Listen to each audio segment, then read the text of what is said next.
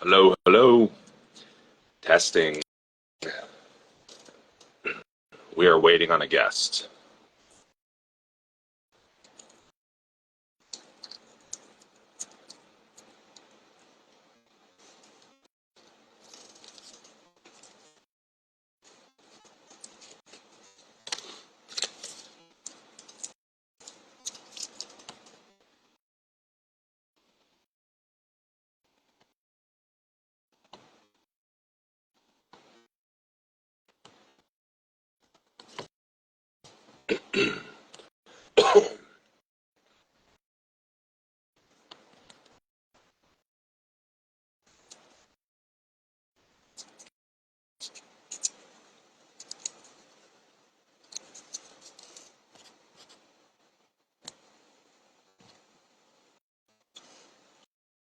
Maybe.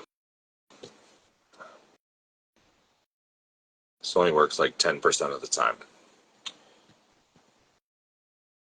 Go live. Go live.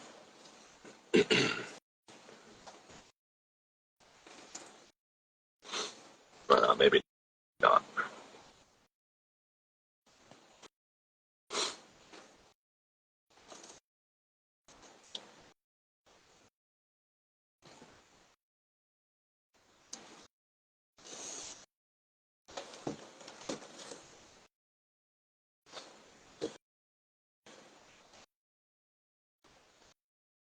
Okay.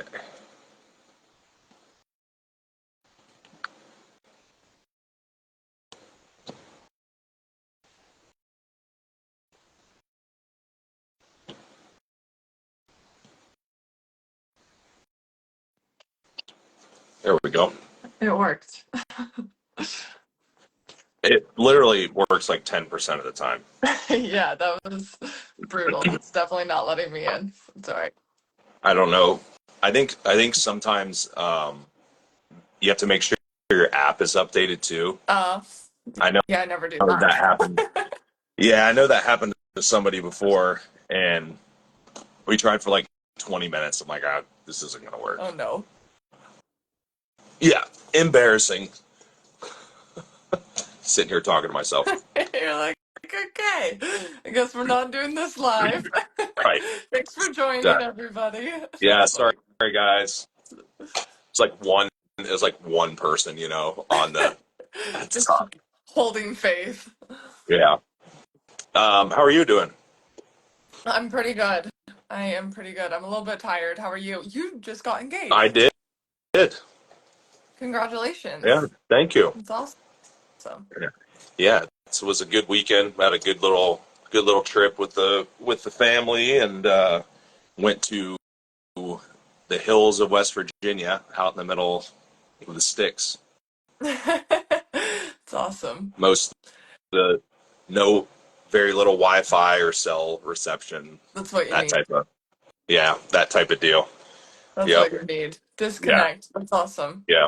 It was pretty solid for sure. That's good. How long were you out there? 4 days. Oh, pretty good. Yeah. It was something like that. Did a bunch of activities. Um, they've got a lot of, even though it's pretty remote, there's like different different companies that do different, like whitewater rafting and the river, and Fun. different tours, and there's hiking, and all that type of stuff. So there's a lot to do. There's definitely a lot to do out there, even though it's pretty remote. Yeah. Yeah, I completely get that. That I feel more more at home and like there's a lot more stuff to do in areas like that versus when I'm in a big city. I'm that person who's like, what do you do here Oh, besides eat and drink, you right. know? Yeah. Yeah. I mean, you go, it's funny because there's not a lot out there, but it's still kind of touristy in a sense Mhm. because, there's companies that obviously take advantage of the terrain and different stuff that's going on. So there's plenty of things to do, but you don't have to worry about traffic or, you know, Right. getting an Uber and parking and yeah, don't have to That deal with any of that works. stuff. Yeah, that's None so of it. nice. Yeah. Yeah. So solid. Good. Highly recommend. 10 out of 10. Good. Sweet. So I know we had kind of a tentative topic. I don't know what direction this will lead us in, but Right. we'll see what happens. We were talking about kind of our thoughts about fluidity within coaching and dealing with different types of situations. And I think it had started on that mentorship call talking about talking about just how a lot of the times when we're presented with different, we might be presented with the same situation. So we get a lot of the same cases, Yeah. right? We're getting a lot of like, we have these three gut issues, or we have like these three hormonal dysfunction issues, or so it's like a lot of the same stuff repeats itself. And even within the lab work and even within the feedback, but the biggest difference is the people and their situation and their lives and maybe even maybe not even so much their lives, maybe just their emotional characteristics or their resistance towards things or their Yeah. past experiences with things, whether it be they've worked with other coaches or they have some preconceived notions towards things, or any number of things could change our approach to the exact same Okay. situation, Absolutely. right? So it would be good to talk about how, maybe cite some examples and talk about how we would navigate some of those different situations, because I know for me, and I'm sure you see a lot of it too, since functional health has gotten so big, there's a lot of education opportunities, but a lot of them still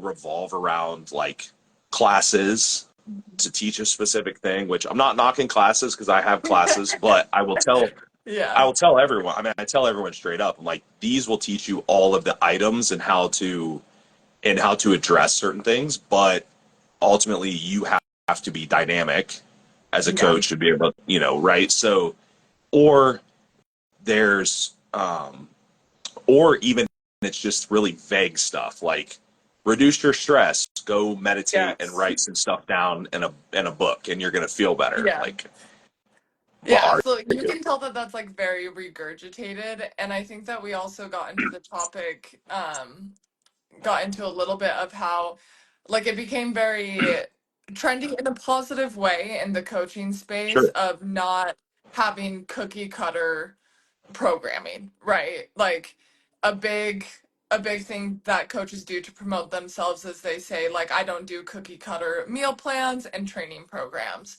And that was a super positive change in my opinion in the space, but we are to the point where like that also is not enough anymore to just have different food choices and meal plans for each of your athletes as well as maybe different programming for them. But it really comes down to, like you said, the ability to take different approaches based on the person that you're dealing with, whether it's the circumstances of their lifestyle or the fact that they have children or the job that they have or like you said some preconceived notions or their mental capacity, etc. That's where it becomes very important to be able to not have a cookie cutter approach, not just tell somebody, hey, you need to reduce your stress, but instead understand a little bit more of what that could look like for them. yeah, and there's so I think that the more you do it, the more you can oftentimes catch a Yeah. lot of those things at the beginning in your consultation process if you Yeah. ask the right questions.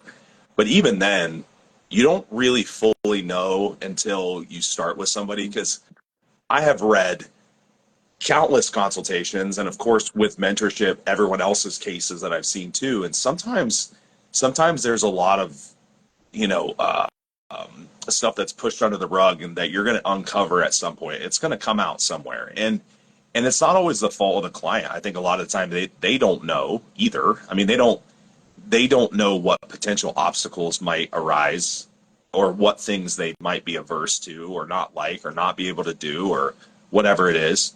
Some that maybe have had previous experiences might have a little more insight into that Mhm. potentially, but that can also be difficult because those people have a ton of bias, For right? sure. Versus somebody that has zero coaching experience. Like I had just started with a new client recently and never had a coach before, which Awesome. which happens less and less all the Yes. time, right? Yeah. Because a lot of people have had some kind of coach, whether it was good, bad, or otherwise. So that person, of course, has no real expectations, but they also don't quite understand the value of certain things either. So there's pros and cons to both sides of it. But when we're talking about when we're talking about like maybe navigating some of those situations, whether it be let's use an example. So we have somebody that maybe has had a past experience that gives them some kind of resistance towards Hmm. something, right? One of the things that I like to do with people is I I I like to sometimes, not all the time, I like to make them feel like it's their part of it is their choice, like they're involved in the process and making some decisions. So I always call it like give them two right answers. Yeah. And sometimes when we're, especially in people that aren't competitors, that maybe there's a couple ways you could possibly get to the same ending point. Um, People really like if I'm like, well, we could do this, or I could give them a slightly different approach than we could do this, and they're like, ooh, that's cool, Yeah. right? I can kind of be involved in that decision making process, but really, they're both right answers, Yeah. So Absolutely. either of them, either of them will work, and so there's effective ways I think getting people involved in the process up to the point where they don't want to do anything. And that's a different problem when it's like, I can give you six different options, but you don't want to do any of them. Yeah. Right. And then we have to have a different conversation. Definitely. Definitely. That was really what like made us dive deeper into this topic was because it was something that I had realized I had found out in my years of coaching and mentoring with you throughout this process was one way that I felt was actually helping my clients improve on their consistency and their buy-in and just their ability to be really successful was kind of taking the approach of empowering them a little bit more, like you said, by involving them in the decision process, right? Obviously there's a fine line here, like you're not letting your clients and your athletes tell you what to do and how to program, and you do have that objective viewpoint, which is really really valuable for them because they are subjective with it and they're a little bit too close to the data sometimes or the emotional decision making. But giving them the choice of, hey, like, do you want to do a fat loss phase? Sometimes that in and of itself, I've been working with people for years and it's like, is this even something you want? It's not something that you have to do. What are your goals at this point? Like, what do you want to do here? Okay, so you're telling me that this is your goal. We've got a couple of ways that we can go about this. Here's option one, two, and three. Like you said, all of these are going to work. What do you think? What's going to be best for your lifestyle? What's going to be the thing that you're most excited about in this process? And then that way, they have some sort of say in what they're doing, and it's not so much of like a little bit of a dictatorship. And they're also super excited about it. They're empowered by it. They're like, oh yeah, I chose to do this. And there's also more buy-in when you choose to do it. Oh, for sure. Yeah. Yeah. And so you brought up a good point before, because sometimes some of that conflict could just be because the goals are not maybe the right goals for them. And that's even, and that kind of backtracks maybe a step prior to what we're talking about. But something that I think is hugely missed a lot of the time is coaches helping people set realistic goals. Now, when I say that, I do think it's common for, like, for example, for a client to come in and say, hey, I want to lose body fat. And they're like, well, you need to do X, Y, Z. You've got all these things that we need to fix before we do it. Cool. No problem. That is definitely common. But maybe what's not as common is is helping people carve out like what a long-term goal for them might be even after they've accomplished this, or what is your actual end game here. So I like, it's always chess, right? It's chess, not checkers. So while we can't predict everything and people can change, like, I mean, I can't tell you like how many people I've had that were functional clients. A lot of competitors that were functional clients were like, hey, Austin, I want you to help me fix XYZ so I can compete again. And half of them, after they fix it, they're like, I don't want to do that again because I feel a lot better Yeah. now, you know? And Yeah. so that's cool. I mean, you made that decision. You made that decision on your own, but there's things like that that we can help forecast for people along the way, rather than being like, yes, we will do this so you can do this. But I always want to go two, three, four, Yes. 5 steps ahead if possible, and try to predict as much as I can, because I think that a lot of that actually comes down to people's emotions and why they're doing something. So, for example, what's the motive? Like, what is the motive behind the reason that you want to lose 20 pounds? A really simple one would be, well, I want to lose 20 pounds for my wedding. Yeah. Cool.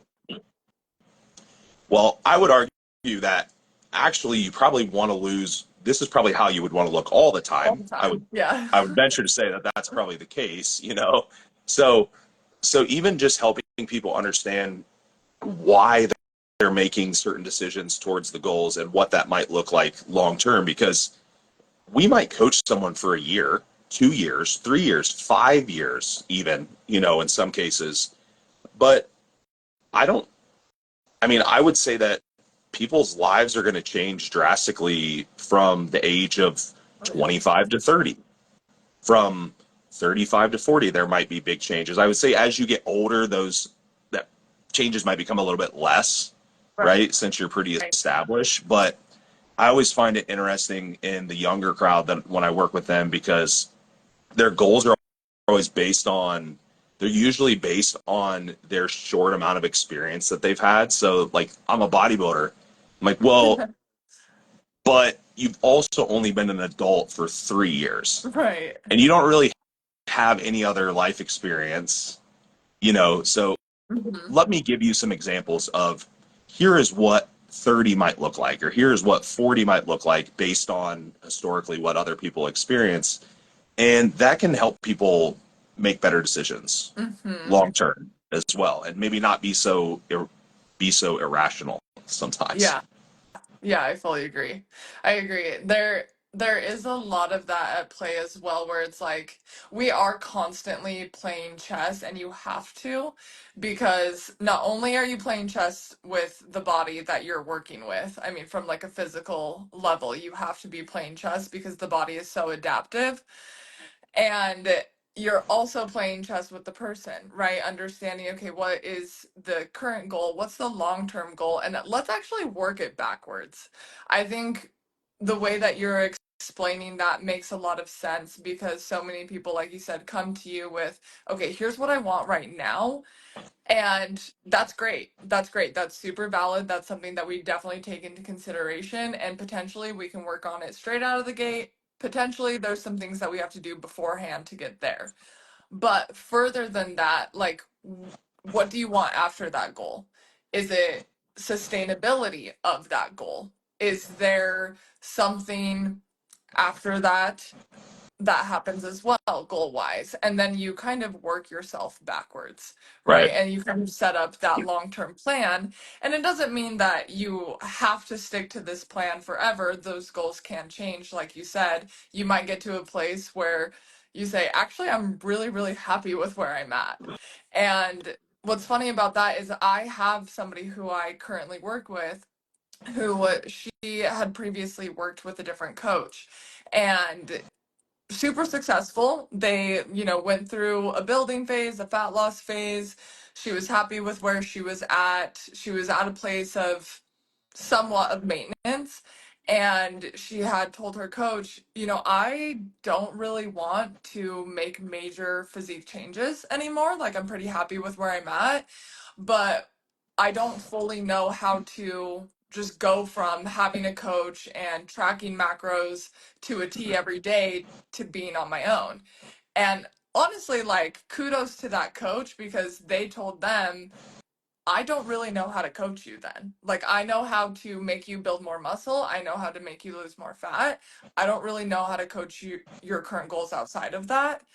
And so when she reached out to me, she was like, I don't even know if this is something that like Right. lifestyle coaches do. But it's been really, really fun to work with her and just work with somebody who also is like, I'm in a place of true lifestyle. I want to feel good about what I'm doing. I want to maintain where I'm at and this level of health as well. But I need to be able to transition from what I've always done into this new phase of life. Right. It's because really what that looks like is can you sustain this position with no plan? Right. It's kind of what it is, right? Because I have a similar client and a couple similar clients. One that really pops into my head because she had some like trips, travel, different stuff, and she was kind of getting to that point, and she's like, "Well, I've got a lot of travel coming up. Stuff's not going to be ideal. Blah blah blah blah." She does them. She does fine. She feels good. That was actually the tipping point for her. She's like, "I think I can do this." Like, I Yeah. come back from 3 consecutive whatever trips and I'm basically in the same place and I still feel good and I didn't do any, and it was all stable while I was there and I felt fine. I wasn't anxious, Yeah.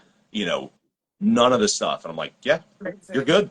Yeah. Like, yeah, That's you awesome. can do it, and I'm like, I'll continue to work with me or work with you if there's something else that you want to accomplish or other input. But otherwise, I think you've got it. Yeah.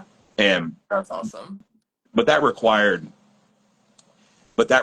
a realistic goal and that required understanding what her realistic maintenance and set point was, right? Because if we tried to go another 10 or 15 pounds down, it might have been a whole different scenario and she might not have been able to sustain that experience because we really pushed way past what homeostasis was for her. And the reality of that is that is going to look a lot different for a lot of people. Sorry, ladies and guys, Yep. you might not be walking around with visible muscle separation all the Yep. time. That this might not be in the cards for you, or you might have to do so much to maintain that's not Worth something it that you're necessarily. gonna right. The juice isn't worth the squeeze on that one Yeah. from long term, and that's okay. Um, it's always hard for bodybuilders too. Like Yeah. I've gotten to work with some older bodybuilders, masters, competitors, and stuff, and a couple of them, and they're like, "Hey, I want you to prep me for my last show Oh, ever." Like, okay, cool. I'm honored, no, right? no I'm like, pressure. that's cool. I'm like, because some of these people have basically been competing as long as I've been alive, Right. and Right. then help me transition into what would be my forever, you know, Hmm. lifestyle. And that's really hard for a lot of people because they, for one, that forever is probably not going to look like what the competitor lifestyle did No. look like, right? Very And different. Right. there there's some body image struggles and there's some things, but you realize at the end of the day, you still look better than 98% of people in any room that you walk into, probably. And the other thing is that 98% of people in those rooms don't care. Yes, 1,000%. The world You, outside of bodybuilding cares a whole lot less. yeah, you might get, as a bodybuilder, yes, if you walk, in public and stuff, people make comments and Oh, this and for that, sure. but it doesn't mean anything, No. you know.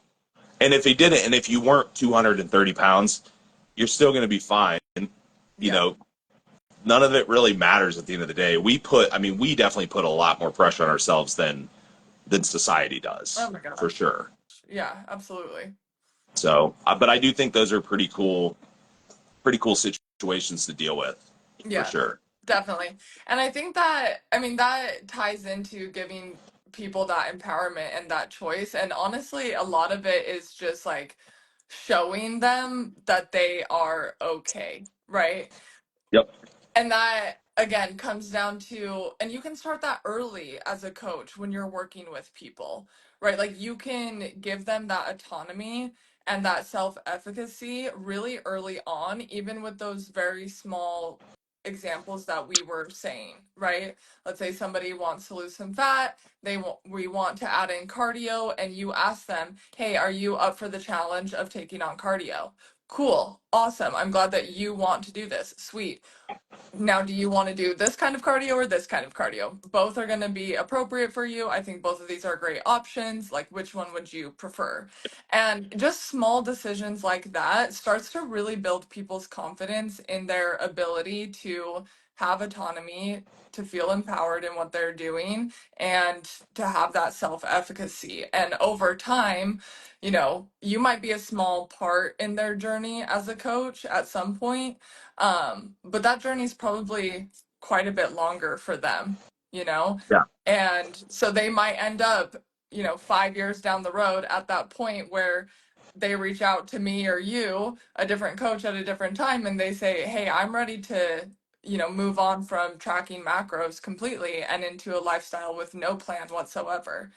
Yep. But that first initial coach who planted the seed of empowerment and sustainability and the ability of choice, like they played a really positive role in that journey for them.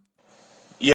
Yeah. And the vacation example is a good one. I always it's always a good indicator to me when people have days where something throws them off the plan or they have to travel or they have to do something. How they handle those situations always tells me a Yeah. lot in terms of their readiness, Yes. right? When we're talking long term sustainability, because it was hard for me. Me too. You know, I've been doing this a long time. And at this point, I don't, I would say that from like a plan perspective, outside of maybe the very end of a contest prep, I can pretty much roll with just about anything Yeah. and figure out a way to make it work for Mhm. me and without too much anxiety around that situation, right? Agreed. But for other people, there might be some baby steps there. I mean, we're talking, I don't have the same green beans that I have at home type of stuff, Right. you know, like we're Absolutely. talking really minute, really minute things that throw them off. But you brought up something really important is that they prove to themselves they can do it. So I intentionally will kind of do like encourage them to do things that are Yes. maybe out of the norm because when they do it and they like, hey, welcome back, you're still alive. Yes, absolutely. Push Everything's them outside fine. of the comfort zone a little bit. Or we might find maybe you did go a little overboard here. Yeah. Maybe we need to work on that a little bit, figure out why that is. Some people they maybe aren't quite as at peace with that process yet. They do go out of town. They do go a little overboard more than they should, but why is that? And there's usually reasons for that. A lot of that comes from the rigid mindset through that they have the other 98% of the time that usually makes them go overboard. It's like all or nothing, right? Yes. Yep. It's the it's like when I started bodybuilding, and a lot of people do this, and there's still a lot of people like this. Basically, all you had to do was make it through the week, and you got your cheat meal, Yeah. Yeah. Oh my right? gosh. What a time in coaching. Right. That's all you Yeah. had to do. You can make it Yep. through the week. You can get your cheat meal, and what are you doing? 3 days prior, or even Saturday after you have your cheat meal, you're planning the next, Yeah. planning the next week, whatever it is. That's a problem. Yeah, for sure. First off, like if you're listening to this and you're doing those types of things, competitor or not, that's a very disordered thought process that is going to, even if you can sustain it Yep. and do it for the time being, it's causing you so much unnecessary stress. And I know for me, I got to the point where I didn't care about um, food in the same way Mhm. anymore.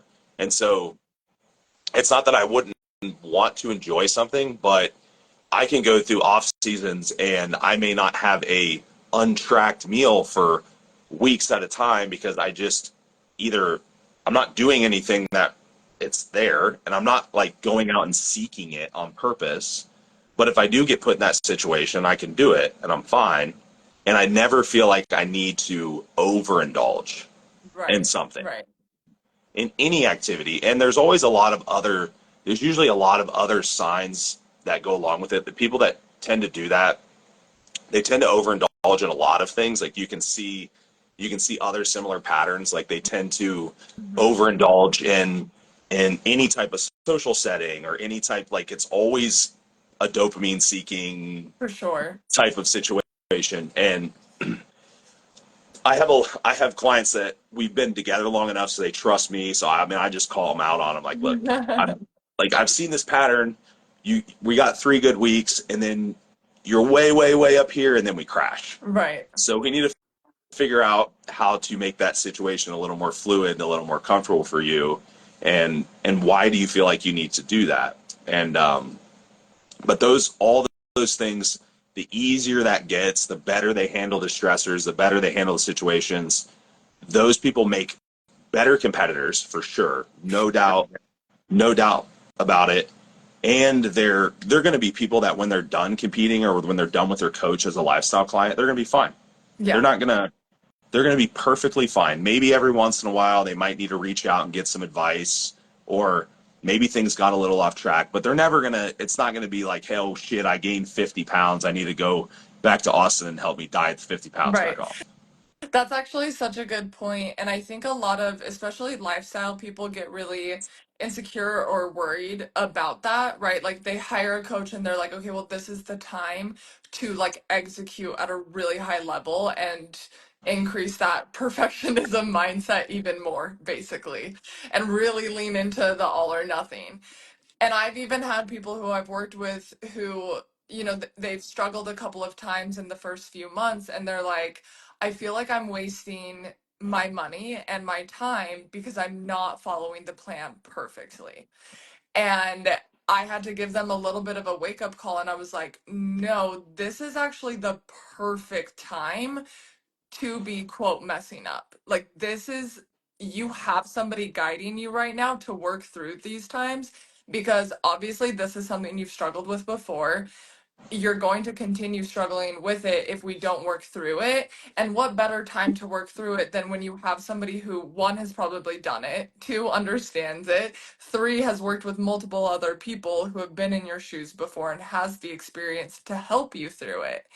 Like, you're not hiring a coach because you're super, super, super great at this and can do it on your own. You're probably hiring a coach because you do need their guidance in one way or another, whether it's just like their actual expertise of what you need to do with your food and your training and your cardio, or if it's, hey, like, yeah, clearly these are the areas I struggle. The coach can see the patterns, they can help give you tools, they can help shed some light on it for you and give you that like grace and understanding that's also needed because, especially as a lifestyle coach, like, we sure as hell don't expect you to be perfect at it. No, and it's managing expectations and also managing effort levels. So it's funny when I Yes. say this to people, I think it throws them off a little bit because they they maybe aren't doing perfectly, and I'm like, okay, so let's say hypothetically that you do everything perfect for 2 weeks. What's the chances that you're going to sustain that indefinitely? Like, well, I'm probably going to screw up again. I'm like, yeah. So it would be like going into a new job, Oh, and the first 2 weeks you overperform to the point where your boss now expects you to do everything, and you set this precedent up here, but you can't maintain that. Now what's going to happen? You're going to be really disappointed, and your boss is probably also put a lot of extra work on you, and you're like, oh shit, I can't do this anymore.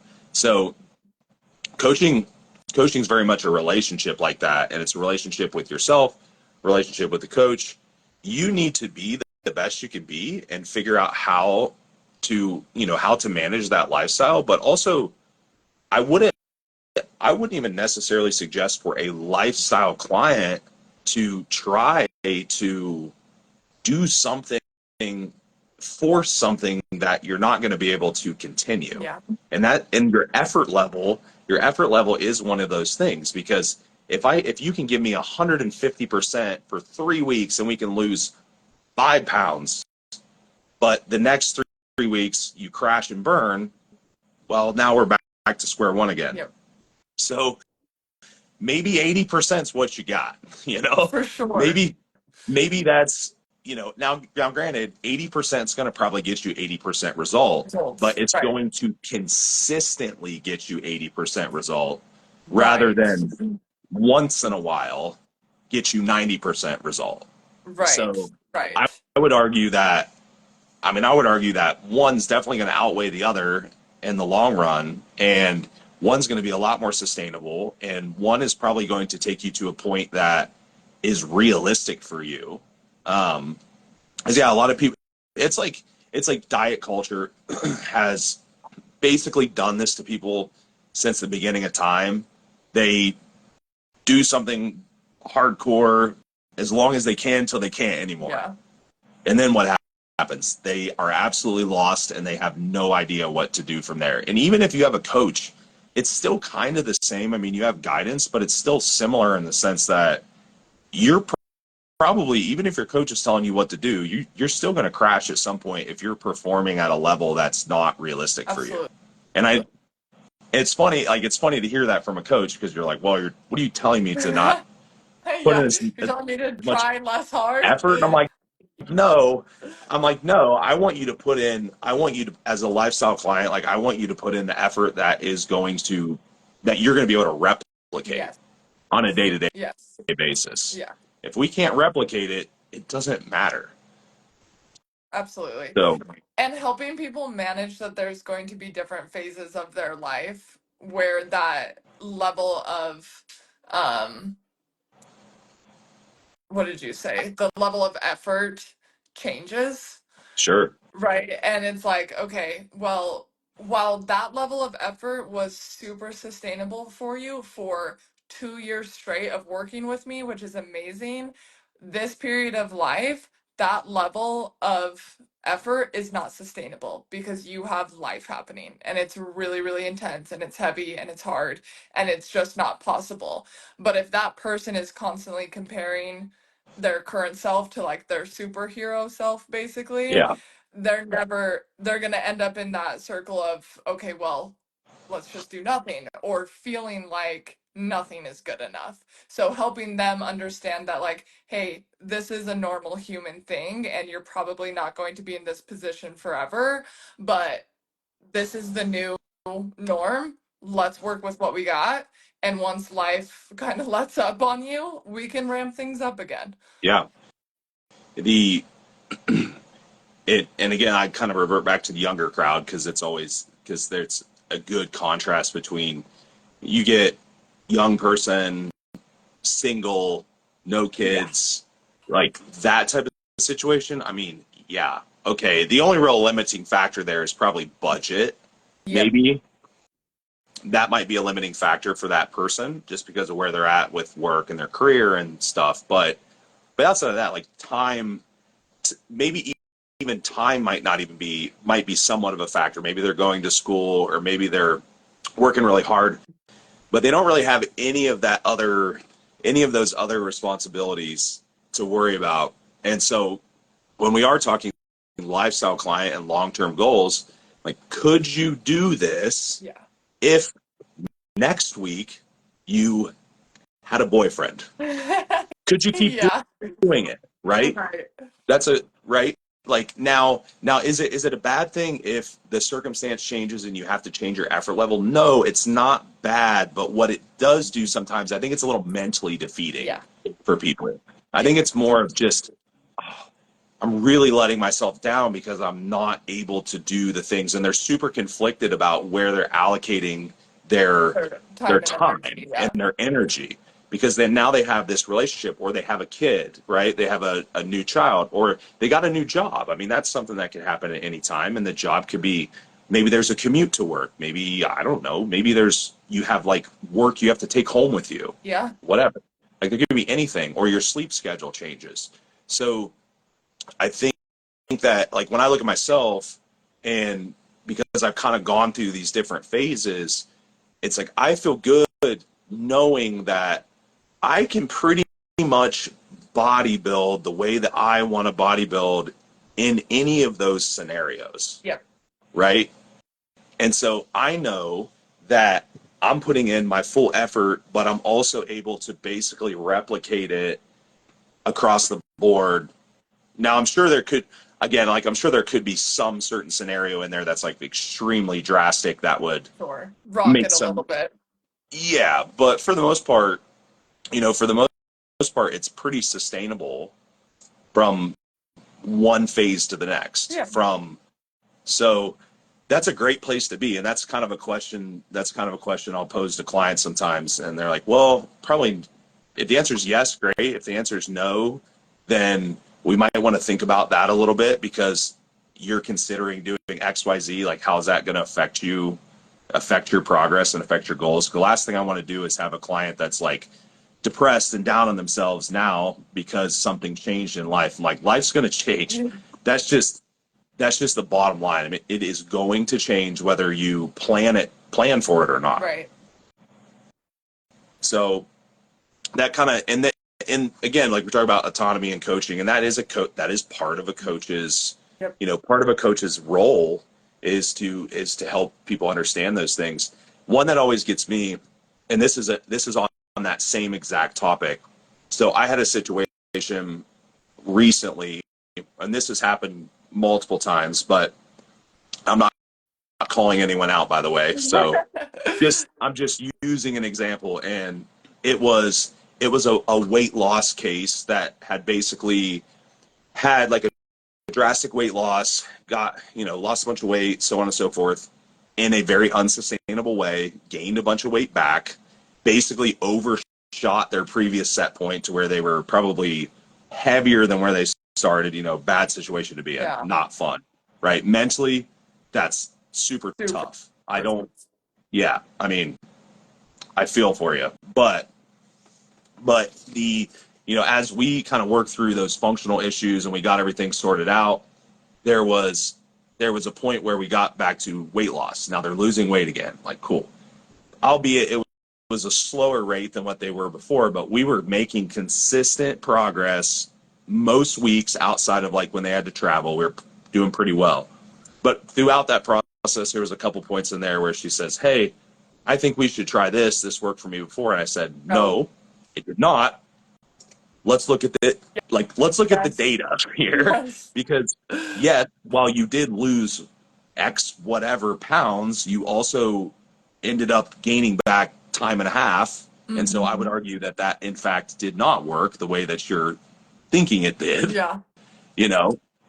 And but that's kind of that's kind of a mindset that people have when they're going through phases of their life, Yes. Yes. because This you used to work. this used to work. Or there's a lot of, and I'm sure you may get this, because I know I do. You get the client that's maybe 30, 40, even 50, sometimes, even older, and their idea of effort and plan, the only thing they really have to base it on is what they did at 25, or what they did even 6 months ago, that didn't that clearly landed them in this position in the first place, because that's their whole baseline. You're like, Yeah. well, no, because let's look at your life and let's look at the position that you're in. I mean, literally everything's different. You're the same person, but outside of that, pretty much everything around you is different. Yeah, absolutely. Absolutely. Yeah, having there's something about like you said, it's a relationship, right? Like working with your clients, it's a coach client relationship, and you're not going to know everything straight out of the gate like you said, but things are going to eventually reveal themselves.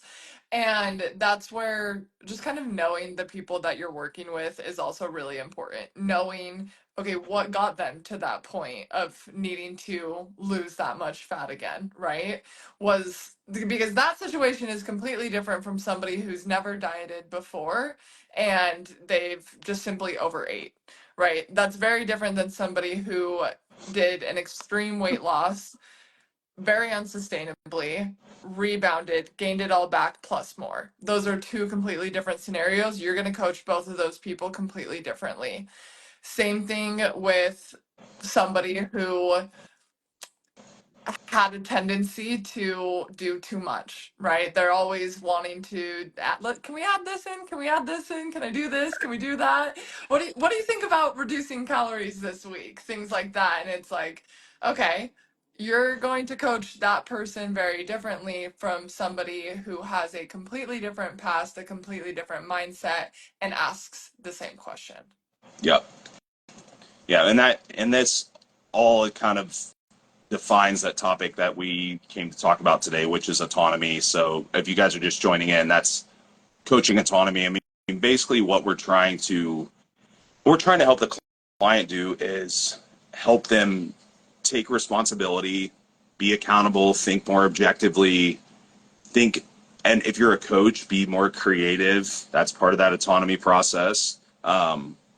Even fostering a little bit of independence in Mm-hmm. the client at times because, hey, I'm not going to be there every second. Like, you don't have to send me a DM if you have to switch brands or foods or something. Like, it's going to be okay. I promise, you know, because it's not that I'm upset about you doing it. I mean, I might roll my eyes there, but the fact of the matter is just that all that tells me is that your thought process, your thoughts toward this process are very skewed, and that's something that we're going to have to work on. And so when I say something to you about it, it's not because I'm mad. It's because I know if you're thinking about that stuff, I can only imagine what you feeling and thinking the other, you know, 23 hours of the day. You're probably like Yeah. slaving over every single piece of information that you're presented with on a daily basis, and it doesn't have to